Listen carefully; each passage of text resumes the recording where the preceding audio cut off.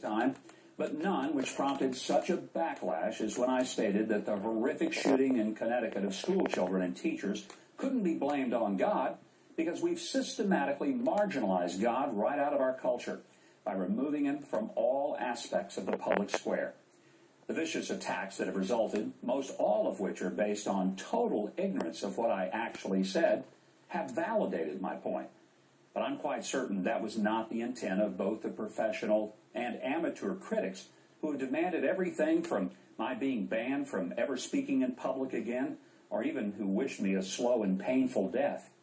On that alone, I wish to acknowledge that the left has again shown that it defines tolerance and diversity as being tolerant only of that with which it agrees, and diverse only to include slight shades of the orthodoxy of liberalism to which they adhere.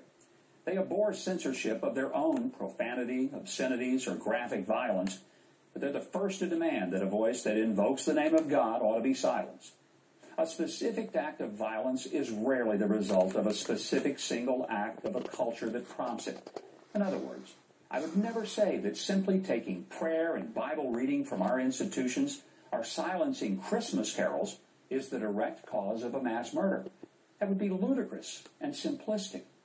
But the cause and effect that we see in the dramatic changes of what our children are capable of is a part of a cultural shift from a God-centered culture to a self-centered culture. We have glorified uninhibited self-expression and individualism, and then we're shocked that we've got a generation of loners. We've insisted on a society where everyone gets a trophy and no one loses, and then act surprised that so many kids lack self-esteem and feel like losers. We dismiss the notion of natural law and the notion that there are moral absolutes, and seem amazed when some kids make it their own morality to kill innocent children.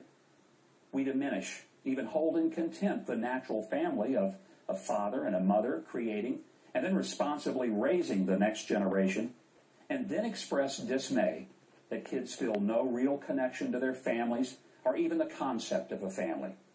We scoff at the need for mothers and fathers to make it their priority to train their children to be strong in spirit and soul and to be responsible for right and wrong, and exalt instead the virtue of having things and providing expensive toys, games, and electronics that substitute for parenting, and then don't understand why our kids had rather have earbuds dangling from their ears, fingers attached to a smartphone, and a face attached to a computer screen, rather than to have an extended conversation with their family at dinner. And we don't teach them there's a creator God who sets immutable rules, a God who's knowable and to whom we are ultimately responsible.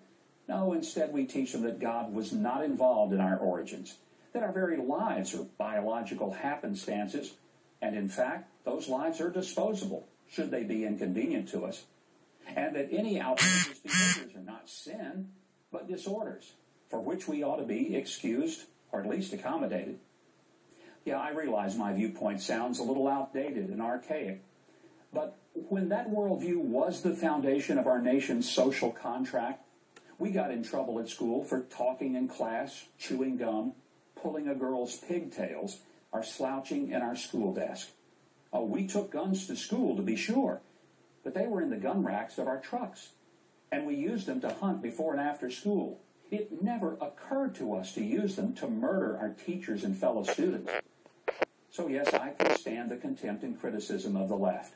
I'll gladly accept their scorn as they substitute creative language with a steady stream of profanity-laced tirades that I'm some kind of idiot, maybe a throwback to the past, and even a person who ought to be forever silenced. But when we as a nation feared God, we didn't fear that a 20-year-old with a high-powered rifle would gun down our children in their schoolrooms. From New York, this is Mike Huckabee. Good night, and God bless.